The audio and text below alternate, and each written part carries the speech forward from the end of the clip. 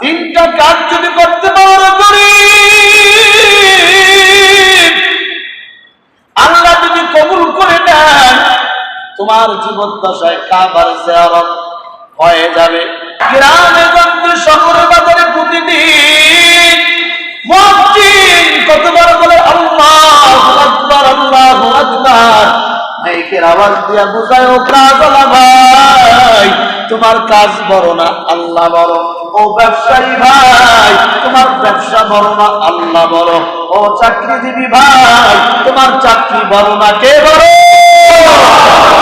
মাইদুর গো মজবুর হয় সৈয়দ আলম, মাইদুর গো মজবুর হয় সৈয়দ আলম, दीदार दिखाते नहीं आवाज सुना दो, दीदार दिखाते नहीं आवाज सुना दो।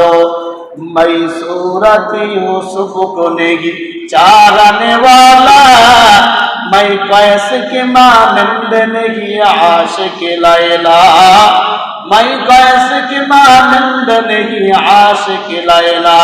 জীবদ্দশা এক নম্বর চাওয়া, ও রব, তোমার কাছে জীবদ্দশায় কিছুই চাই না, চাইলে পাইতেও পারি, নাও পাইতে পারি, জীবনে অর্জন হতেও পারে, নাও অর্জন হতে পারে। তবে মালিক, তোমার কাছে আমার একটা চাওয়া, মরণের আগে হলো তোমার ঘর বাইতুল্লাহ গিয়া লাব্বাইক আল্লাহুম্মা লাব্বাইক বলার তৌফিক দান করে দিও, বলেন আমিন। জিলকদ মাসের আজকে 3 তারিখ, বাংলাদেশ থেকে অনেক মানুষ সেই বাইতুল্লাহ জিয়ারতের উদ্দেশ্যে চলে গেছে। পৃথিবীর আনাচে কানাচে মুসলমান দেশ থেকে মানুষগুলা, মোমেন বান্দাগুলা আল্লাহর ঘর কাবা বাইতুল্লাহ জিয়ারত করার জন্য ছুটি চলছে। মৌমাছি যেইভাবে মধু জোগাইয়া, মৌমাছি ঘুম ঘুম করে মৌমাছি মধু জোগায়, আর বাসার পাশাপাশি গুনগুন করে মালিকের রবের জিকির করে, মৌমাছি মধু জোগায়।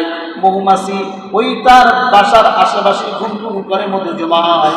যেই মানুষের অন্তরে আমার রবের প্রেম, যেই মানুষের অন্তরে আমার আল্লাহর প্রেম, ওই মানুষগুলা ঘুম ঘুম আওয়াজে লাব্বাইক আল্লাহুম্মা লাব্বাইক লা শারীকা লাকা লাব্বাইক ইন্নাল হামদা ওয়ান নি'মাতা লাকা ওয়াল মুলক লা শারীকা লাক বলতে বলতে বাইতুল্লাহর দিকে হাজির হয়ে গেছে। রওজার এই বাইতুল্লাহর পাশে দাঁড়াইয়া লাব্বাইক আল্লাহ